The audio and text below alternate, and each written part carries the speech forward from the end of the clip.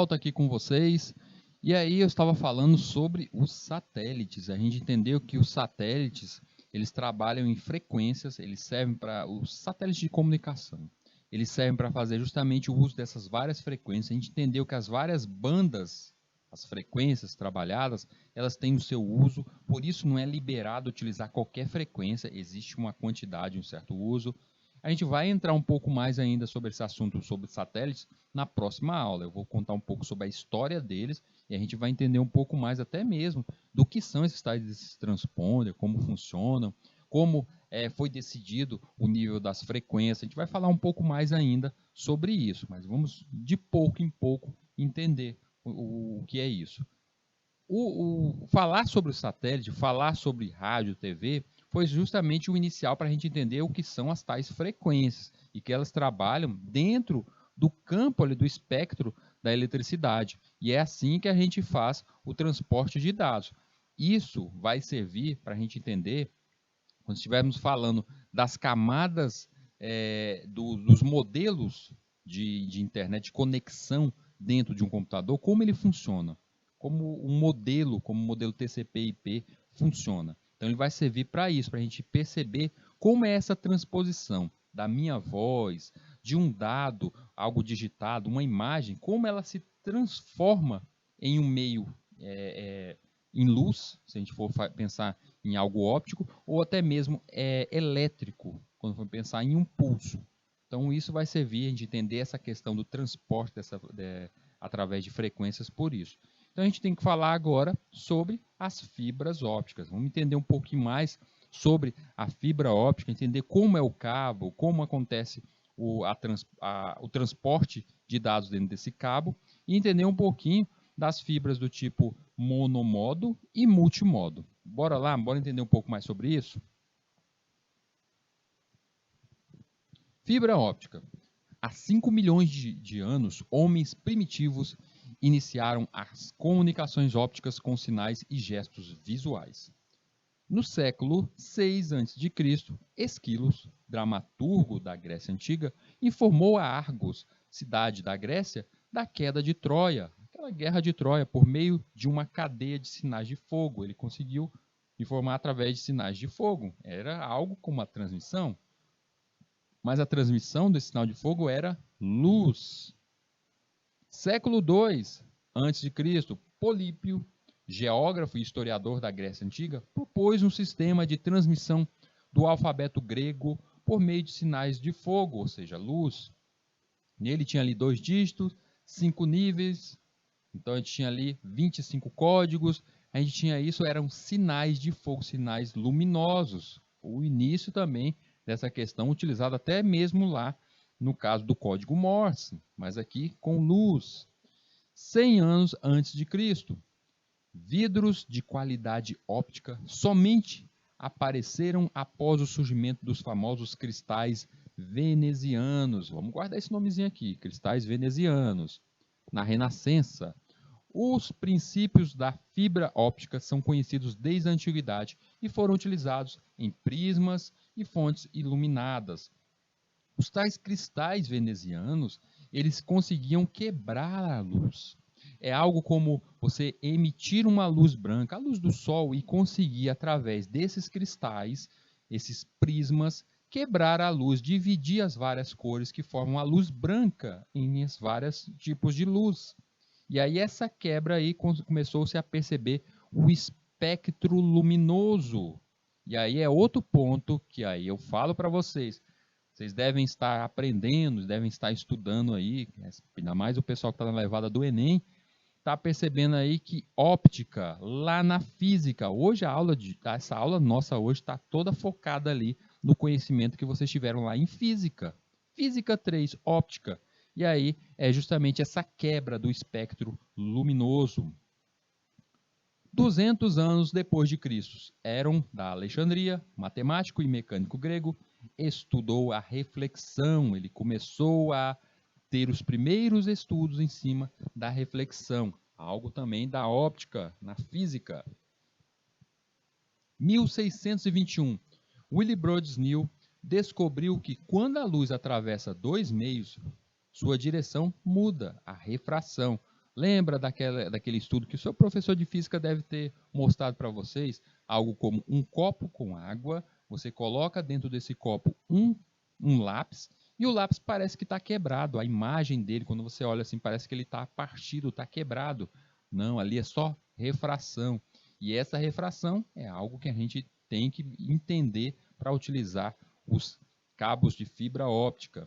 1678, Christian Huygens modela a luz como onda. Ele começa a perceber que existe dentro daquele espectro o espectro de luz, ali a camadas várias ondas, que é justamente a frequência interna dentro da onda do espectro de luz. Em 1792, Claude Schaap, isso a gente já viu na aula de hoje, inventou o sistema de transmissão mecânica para longas distâncias. A gente viu a questão do uso da tecnologia de Schaap, dos telégrafos luminosos de Schaap.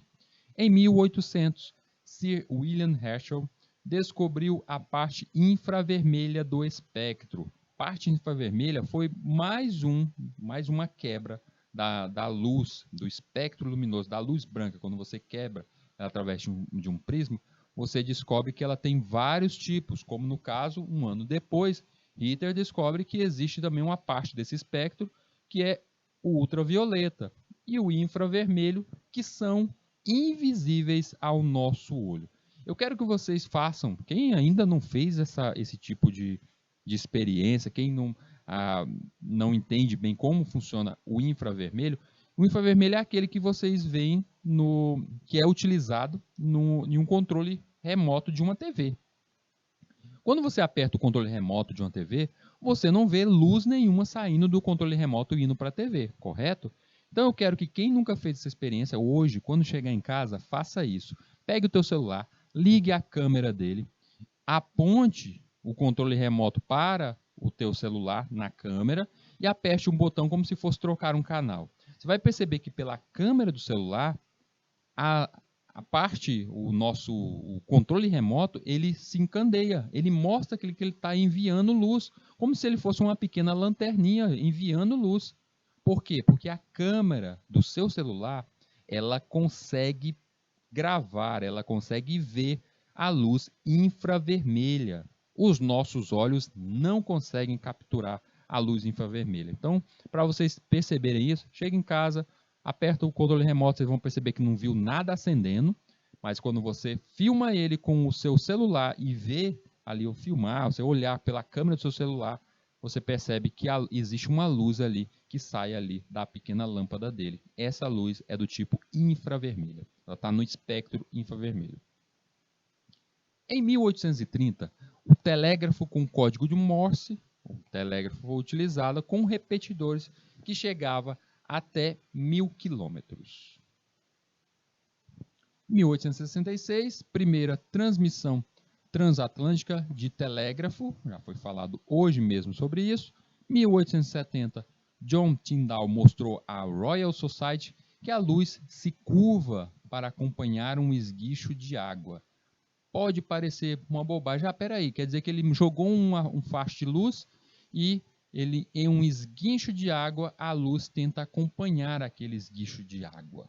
Isso pode parecer assim até algo como uma coisa infantil. Esse esguicho de água às vezes forma até aquela luz, ele quebra o espectro de luz e forma aquele arco-íris. Pode parecer uma bobagem, mas quando a luz demonstrou que conseguiria, que ela tenta acompanhar o esguicho de água, isso aqui posso dizer que seria algo mais próximo da invenção do cabo de fibra óptica. 1876, invenção do telefone analógico por Graham Bell. A gente já sabe que o telefone é a base que trouxe justamente a questão do uso da internet e é onde a gente vai utilizar principalmente esses cabos de fibra. 1926, John Logie Baird patenteia uma TV a cores primitiva que utilizava bastões de vidro para transportar luz. Aqui é outro ponto que a gente não vai adentrar muito, mas os antigos monitores, os monitores de tubo, vamos pensar assim, aqui à frente, o monitor de tubo, ele tinha algo como um reator que emitia facho de luz ali naquela tela. Ele emitia um faixa de luz ali naquela tela.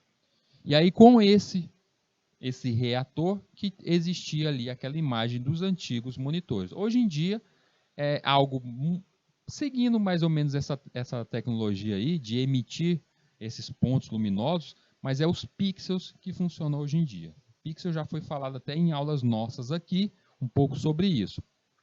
Mas a invenção ali desse bastões de vidro transportar luz, existiam ali, ao invés de um reator, existiam os bastões que transportavam as luzes para a tela inicial, que seria a tela dessa TV. E aí isso conseguiria colorir a imagem. O interessante disso era que esses bastões de vidro, onde a luz conseguia navegar ali, eram como vias onde a luz poderia navegar. Mais um passo para a chegada das fibras. 1930 a 40, alguns guias de luz foram desenvolvidos de perplex para iluminar cirurgias. Então, algumas cirurgias usando na medicina foi criada ali foram utilizando essas ferramentas como guias de luz. 1940, primeiro cabo coaxial transporta até 300 ligações telefônicas ou um canal de TV com uma portadora de 3 MHz. Então, começou-se a utilizar a multiplexação. A gente vai estudar bastante ainda, falar sobre isso, sobre analógico, digital, multiplexação, mas foi mais ou menos aí em 1940 que começou isso. 1948, os cabos coaxiais apresentam perdas grandes, mas, mesmo assim, surge a primeira transmissão por micro-ondas com a portadora de 4 GHz, ou seja, aumentando ali a frequência, chegando até 4 GHz. 1950, pesquisadores começam a sugerir o uso de uma casca em volta da fibra para guiar a luz. Os primeiros fibrescopes foram desenvolvidos, mas o custo ainda era proibitivo. O que é isso? Eu tenho ali, vamos pensar naquele bastão de vidro. A gente começou com um esguicho de água, passou por um bastão de vidro, onde a luz se passa por ele. Então vamos proteger esse bastão, e aí na lateral desse bastão de vidro, eu colocaria algo como uma casca, esse fibroscope, onde ele refletiria, teria algo como um espelho interno para refletir essa luz. Mas isso era um custo muito alto para esses cabos. Então, serviu só como um estudo inicial, mas ainda não era utilizável. 52, o físico indiano Narendra Singh Campani inventa a fibra óptica. Aí finalmente alguém foi lá e bateu o martelo e criou a fibra óptica.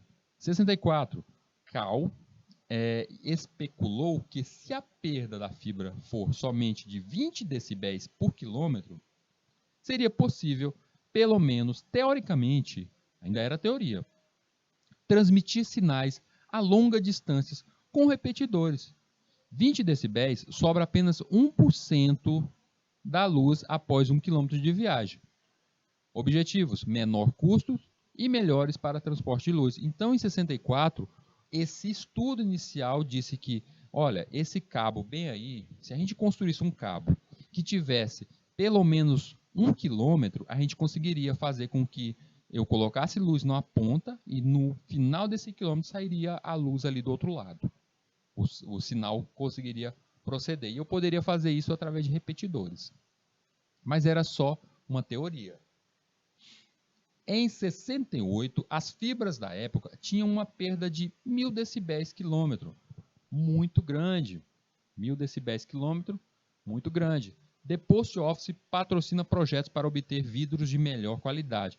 Você percebe que em 64, o estudo era que se tivesse 20 decibéis de perda. E aí, em 68, a perda ainda era de 1000 decibéis. Era muito grande a perda, então não era possível utilizar algo como a fibra ainda para a comunicação. E foi começado um estudo mais em cima disso. Em 1970, Corning Glass produziu alguns metros de fibra óptica com perdas de 20 decibéis. Aí está fundamentado o que foi dito lá em 64. Em 64, foi teoricamente implementada essa questão da utilização de até 1 km. E em 70, conseguiu-se fazer essa fibra, esse cabo. 73. Um link telefônico de fibra óptica foi instalado dentro da EEUU. Dentro da questão da Europa, ali foi utilizada essa linha telefônica por fibra. Em 76, quero lembrar, lá na aula nossa que eu falei sobre a internet, o que estava acontecendo aí com a internet nessa época? Foi a implementação dos primeiros protocolos, em 76, não foi isso? Primeiros protocolos de comunicação foram implementados ali em 76. Quero que vocês lembrem também que em 1980 teve o IBM PC, com a utilização dos protocolos de comunicação. Vocês lembram disso que eu falei na aula passada? Então, em 1976, a Bell Laboratories instalou um link telefônico de Atlanta de 1 quilômetro e finalmente conseguiu provar aquela teoria. Provou ser praticamente possível a fibra óptica para telefonia, misturando com técnicas convencionais de transmissão, ou seja, os protocolos que já estavam sendo implementados ali, ele conseguiu retransmitir isso. O primeiro link de TV a cabo com fibra óptica foi instalado em Hastings, lá na Inglaterra. Henk Optics, em Leeds, também na Inglaterra, fabrica fibras de 110 milímetros para iluminação e decoração. Ou seja, começou-se a fabricar a fibra óptica, deixou de ser somente uma pesquisa, começou a ser realmente fabricado ali. Em 78, começa em vários pontos do mundo a fabricação de fibras ópticas, com perdas menores do que 1,5 decibéis. Olha só, gente. A gente estava pedindo ali que para ela funcionar a 1 km tinha que ter uma perda de 20. Aí a gente já está com 1,5 decibéis. Isso para as mais diversas aplicações, ou seja, a perda dela estava mínima. 1988, primeiro cabo submarino de fibra óptica mergulhou no oceano e deu início à superestrada de informação. Em 2001, a fibra óptica movimenta cerca de 30 bilhões de dólares anuais. E aí eu quero falar para vocês o que eu já cheguei a falar um pouco hoje. Vocês perceberam que, olha só, a fibra óptica, o cabo, esse cabo submarino, foi em 1988. Lembra na aula de internet, eu disse assim, ó, a internet deu uma mudança gigantesca, ela mudou na implementação de protocolos, na velocidade, chegando a ser a internet que conhecemos hoje em dia, foi a partir de 1990 até 1994. E esse cabo aí, esse cabo submarino de fibra óptica, ele teve uma grande contribuição aí na criação da internet que temos hoje em dia, do modo como a internet funciona hoje em dia, porque era necessário ter velocidade de comunicação.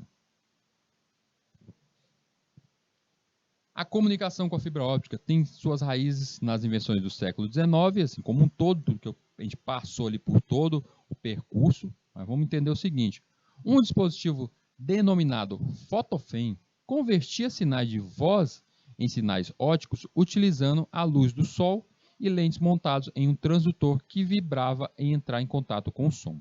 A fibra óptica em si foi inventada pelo físico indiano Narinder Singh Campani e ela se tornou mais prática durante os anos 60 com o surgimento das fontes de luz de estados sólidos, raio laser e LEDs e das fibras de vidro de alta qualidade livres de impurezas.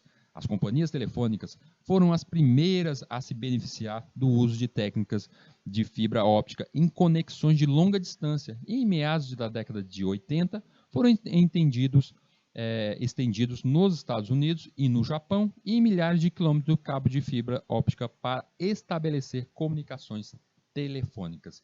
Gente, perceba o seguinte, esse dispositivo fotofen, o que ele fazia? Ele fazia a conversão de sinais de voz em sinais ópticos. E eu mostrei isso hoje, essa daí é o primordial, o início do que é o modo de se utilizar um cabo de fibra óptica. Eu preciso transformar som, transformar itens, dados em luz. Ou seja, só converto isso através em sinais ópticos e aí eu consigo enviar essa luz pelos cabos. As fibras ópticas são finos fios feitos de sílica, silicone, vidro, nylon ou plástico. Esses são os componentes da fibra, dependendo até do modo. Umas se utilizam mais de nylon do que plástico, mas em via de base, esses são os materiais que são utilizados na construção dos fios de fibra óptica. Esses são materiais chamados dielétricos, que são isolantes elétricos e transparentes para a faixa do espectro de luz visível e infravermelho próximo. Então, nesse caso, a gente já começa a ver que eles têm ali, naturalmente, eles são isolantes elétricos, esses materiais. E, além disso, ele tem também a sua questão sobre a transparência no espectro de luz infravermelho. São guias de ondas e podem ser informalmente entendidas como encanamentos de luz. A luz aplicada a uma das extremidades percorre a fibra até sair pela outra extremidade, podendo este percurso atingir centenas de quilômetros sem a necessidade de que o sinal seja regenerado. Centenas de quilômetros, gente. Por quê? Porque a questão do material, a produção do vidro interno, vamos chamar ele de vidro mesmo, o vidro interno desse cabo, ele tem uma qualidade, uma pureza tão grande que a luz que passa ali, ela consegue passar e seguir ali por quilômetros, sem a necessidade até do uso de repetidores, sem ser a questão do regenerar. A gente vai entender, quando eu estiver falando sobre cada um dos nós que compõem uma rede, que numa rede do tipo com cabos UTP, coaxial, elas dependem muito dos chamados repetidores, que eles servem para aumentar o sinal daquela rede, para diminuir o atraso. Já no caso da fibra óptica, além de não precisar aumentar esse sinal, a gente tem também a questão da velocidade interna, só do cabo. A velocidade é a questão da velocidade da luz. Praticamente todas as aplicações de telefonia e TV a cabo utilizam a fibra do tipo monomodo em função das suas maiores taxas de transmissão e menores atenuações do sinal. Redes de dados que requeiram taxas de transmissão de gigabits também precisam utilizar a fibra do tipo monomodo. A gente vai ter ainda um momento que a gente vai falar um pouco mais sobre a questão do monomodo e multimodo. Mas a grosso aqui, para vocês entenderem, um monomodo, mono é só um raio.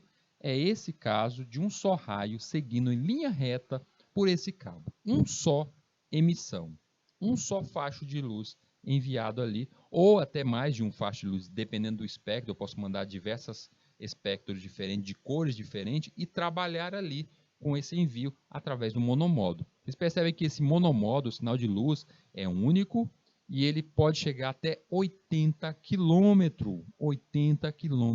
sem perda de dados. Então a gente pode, com um só cabo, eu consigo ligar duas cidades sem ter perda de sinal. Eu conecto as duas cidades em alta velocidade, utilizando cabo de fibra óptica, um só cabo. Eu não preciso ter aparelhagem no meio. E o mais excelente, gente, como em meio eu não tenho repetidores, eu não tenho que me preocupar com a questão de eletricidade. Se eu estiver fazendo uma conexão entre duas cidades por cabo coaxial, eu tenho que ter aparelhos de repetidores, aumentar o sinal e replicar esse sinal adiante. E esse aparelho ele tem que ter ali sua alimentação elétrica.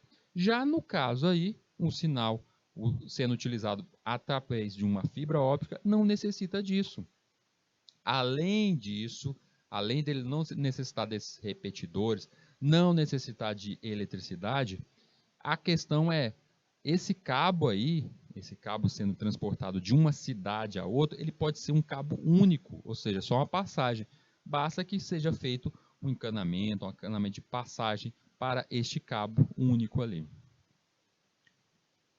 O multimodo, esse que vocês veem logo acima, vocês percebem que a técnica dele é enviar vários fachos de luz, sinais de luz, e esses vários sinais de luz acabam ricocheteando internamente. Ao fazer isso, eu consigo enviar muito mais sinais do que o monomodo. Muito mais comunicação poderá ser enviada desse modo, mas existe ali alguns desvios, como vocês podem perceber ali na faixa, o amarelinho ele está se desviando, então existe perda de sinal com isso. E ao chegar ao final de um cabo como esse, por isso que o máximo dele é uma média de 300 metros. Então, o multimodo, utiliza-se normalmente para fazer a conexão de um poste para a sua casa, dentro de uma empresa, enquanto o monomodo é utilizado para fazer ligações entre cidades. Tá? Isso aí é desse modo aí. A gente vai falar ainda muito mais ainda sobre esses dois aí, sobre esse tipo de fibra, principalmente na implementação do 5G. Aí eu pergunto para vocês que estão até esse momento me acompanhando aí. Vocês sabem que o 5G chegou aqui no nosso Piauí, foi o primeiro estado a receber o 5G, foi o nosso aqui. Agora foi inaugurado em vários locais, inclusive aqui em Teresina. Isso está chegando aos poucos realmente para cada um de nós, ainda principalmente aqueles que não têm um aparelho, eu mesmo não tenho um aparelho que aceita o 5G, mas isso já está sendo implementado em diversos outros serviços aqui dentro do nosso estado. E aí eu pergunto para vocês, já que eu sei que eu necessito ter uma conexão boa, uma boa conexão de internet, ou seja, conexão de fibra boa na minha cidade, para que ela possa usufruir de total modo o 5G, eu pergunto para vocês aí, na cidade de vocês já tem fibra óptica? Vocês já sabem se já existem provedores de fibra óptica? Ou vocês ainda utilizam, na cidade de vocês ainda não chegou isso e ainda é a antiga banda larga? Vocês sabem isso? Faz aí o comentário aí, manda para mim uma mensagem no nosso chat aí, se vocês... Aqui já chegou, professor, já temos aqui fibra óptica aqui na nossa cidade, para saber como isso vai mudar a vida de vocês e saber se a cidade de vocês já está pronta para receber aí o tal do 5G. Será que toda cidade aí, todo mundo que está me acompanhando, tem possibilidade de receber o 5G? Pode entender isso aí, quero que vocês comentem aí no nosso chat. Além disso, as fibras ópticas não são utilizadas simplesmente no transporte de dados. Eles têm vários outros usos. Um dos usos é a medicina, confecção de endoscópios com feixes de fibras ópticas para iluminação. Além disso, a utilização de bisturi óptico para cirurgias a lasers, como cirurgia de descolamento de retina, desobstrução de vias aéreas, desobstrução de vias venosas e uso odontológico, a aplicação de selantes. Vocês já chegaram a ver algo como isso? Tipo na parte odontológica, algum dentista fazendo um tratamento, utilizando ali um aparelho que ilumina a tua boca, faz alguma coisa desse tipo. Vocês já viram isso? Eu já cheguei a ver um dentista aqui em Teresina utilizando essa tecnologia, gente. Não é tão distante a nós. Além disso, as vantagens do uso na medicina para as fibras é que elas são pequenas, podem ser utilizadas de forma pequena, evitam conexões elétricas no paciente, Deus me livre de pegar eletricidade e levar um choque quanto a isso. Né? Tô vendo aí, o pessoal já está respondendo aí, sim, já tem, ó, o José Henrique já disse que na cidade dele já chegou. Então isso mostra que a tua cidade está no ponto aí já de utilizar o 5G. Só falta sobrar um dinheirinho para a gente comprar o nosso aparelho 5G, né? Que eles ainda estão muito caros, né? E aí, voltando aqui, as vantagens que a gente vê no uso das fibras ópticas são livres de interferências eletromagnéticas. É outro ponto, gente. Esse ponto aqui eu vou falar com vocês ainda. Ó. Interferências eletromagnéticas. Quando você utiliza um cabo UTP, quando você utiliza algo como um cabo coaxial, eles estão sujeitos a interferências, aos chamados ruídos. Por exemplo, você sabia que se você for utilizar um cabo UTP, esse cabo azulzinho que vocês têm no computador próximo a vocês, que conecta aí algo como o access point ao seu computador, você sabia que não é interessante você passar esse cabo próximo à rede elétrica? Porque dá choque, Rio? Não, é porque tem a interferência eletromagnética. Todo cabo que passa eletricidade, toda eletricidade, vocês lembram isso agora física, ó. Campo elétrico gera campo magnético. Campo elétrico vai gerar um campo eletromagnético. E aí esse campo eletromagnético, ele acaba interferindo, sim. Então se você tem aqui, vou riscar aqui, ó, rede elétrica, essa aqui é minha rede elétrica. E aí você quer passar algo como um cabo UTP junto, que vai ter que ficar paralelo. Não coloque ele paralelo. Por quê? Se você colocar ele paralelo a essa rede elétrica, você vai estar sujeito ao eletromagnetismo. Em alguns casos, a gente faz isso. Ó, eu estou passando agora o cabo UTP. Eu faço isso. No momento que eu cortei ele, eu quebrei o campo eletromagnético. A gente vai falar ainda mais sobre como fugir de campos eletromagnéticos, como se desvencilhar de ruídos no uso da internet. Então, esse tipo de coisa é a gente fugindo de campos eletromagnéticos, ou seja, a gente utilizando de certas manhas para fugir dessa interferência. Mas a fibra óptica não está nem aí com isso. Ela é luz, você pode passar junto com a eletricidade, porque além dela não passar eletricidade, além de não passar eletricidade ali junto a ela também não vai ter interferência alguma do eletromagnetismo. Fibra óptica na instrumentação. Na utilização de sensores, gente. Um sensor é um dispositivo que atua como um transdutor. Traduz o sinal causado pela propriedade física do meio em estudo, como por acaso um sensor para medir pressão, temperatura, em um tipo de sinal cujas características têm informações sobre o fenômeno ocorrido. Então, no caso aqui, eu posso utilizar sensor para medir pressão, temperatura, umidade. E esses sensores, para transferir essas informações, normalmente se utiliza a fibra óptica para fazer isso, gente.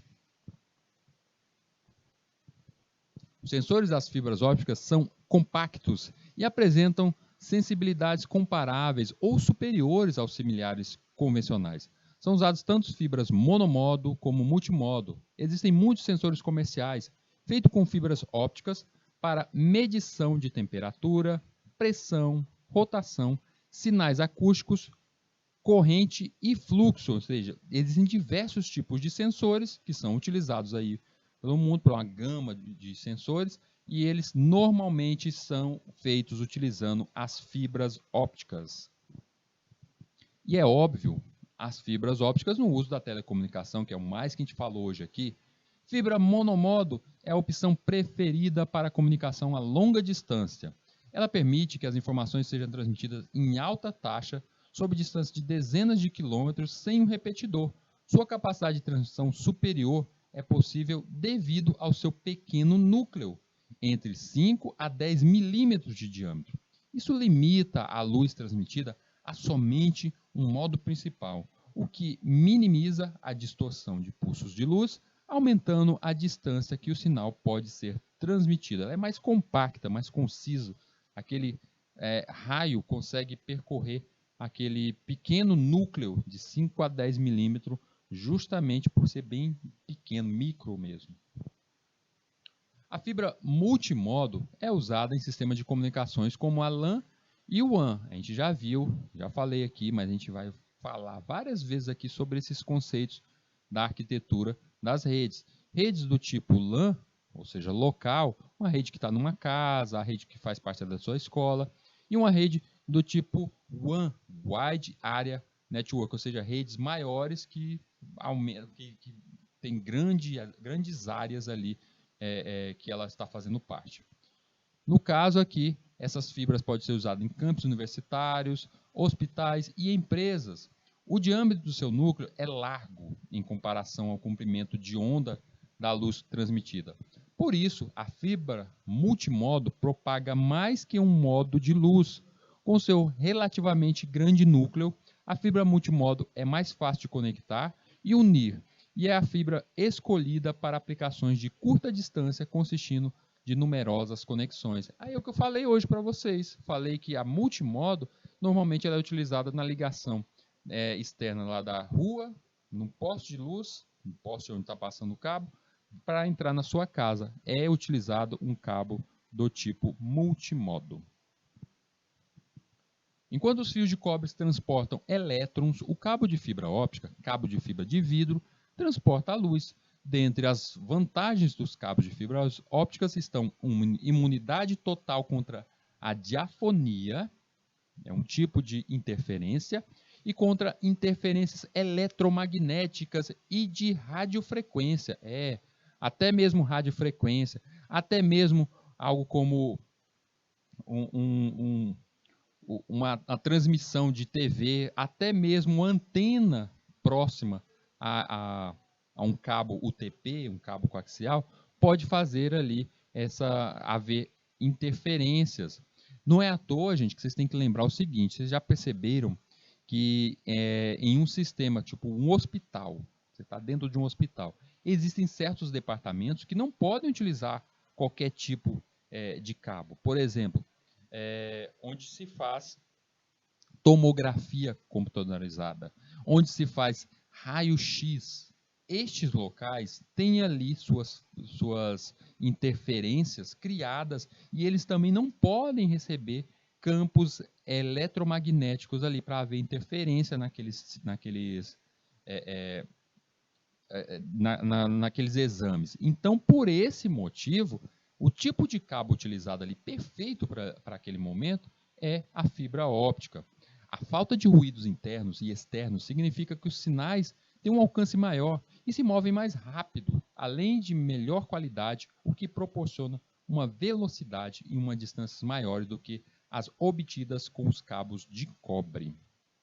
Como não transporta eletricidade, a fibra é o meio mais adequado para conectar prédios com diferentes aterramentos elétricos. Além disso, os cabos de fibras não atraem raios como os cabos de cobre. Além disso, cabos ópticos usados em transmissões telefônicas são impossíveis de serem grampeados por curiosos ou profissionais. Por quê? Porque o que passa ali é luz. E por esse motivo, grampear, como é que eu faço para recolher aquela luz que está passando dentro daquele cabo ali para conseguir descriptografar o que está ali? É praticamente impossível. Outra coisa que a gente tem que entender, e vocês devem entender aí, principalmente se quiserem trabalhar junto à questão de implantação de redes, provedores aí na sua cidade, é entender sobre as emendas. Existem dois tipos de básicos de emendas que podem ser efetuadas: a emenda por fusão e a emenda mecânica. A gente tem aqui o caso, eu tenho, no caso, nesse exemplo aqui, como se eu quisesse fazer essa fusão. Vou mostrar cada uma delas, a emenda. A emenda por fusão. Vocês estão vendo ali na imagem, o maquinário que faz essa emenda, o eletrodo que faz um arco voltaico que faz a solda ali. Então, nesse tipo de emenda, as duas pontas da fibra devem ser conectadas numa máquina, chamada máquina de fusão. Essas pontas devem ser limpas e clivadas, ou seja, deve ser limpa ali, toda preparada para fazer essa fusão, alinhadas. Esse alinhamento deve ser visto até mesmo com microscópio, e a partir daí é iniciado um arco voltaico, que é obtido a partir de uma diferença de potencial aplicada sobre os dois eletrodos de metal. Após a fusão, a fibra é revestida por uma resina que tem a função de oferecer resistência mecânica à emenda, protegendo-a contra quebras e fraturas. A qualidade de uma clivagem deve ser observada com o microscópio. Então, a gente já vê que uma emenda por fusão deve ser feita principalmente em fibras do tipo monomodo, tá? O monomodo, porque são cabos que, digamos que você esteja ligando duas cidades, 80 km, e um cabo no meio foi rompido. E aí você faz uma emenda por fusão, através da emenda por fusão, porque ela tem uma perícia muito maior para gerar uma qualidade maior ali naquela fibra. Já a emenda mecânica, esse tipo de emenda é baseado no alinhamento das fibras através de estruturas mecânicas. São dispositivos dotados de travas para que as fibras não se movam, de um modo que você faz a clivagem do cabo, coloca um próximo ao outro e ali, através de um sistema mecânico, é preso ali, fica preso uma à frente à outra, através de um dispositivo. Por ser um dispositivo, ele é relativamente barato. E eu digo que a emenda mecânica é, sem dúvida nenhuma, se um dia algum de vocês chegarem a trabalhar com provedores de internet que faz a instalação de fibra óptica, a emenda mecânica vai ser um dos trabalhos que mais vocês vão fazer no dia a dia.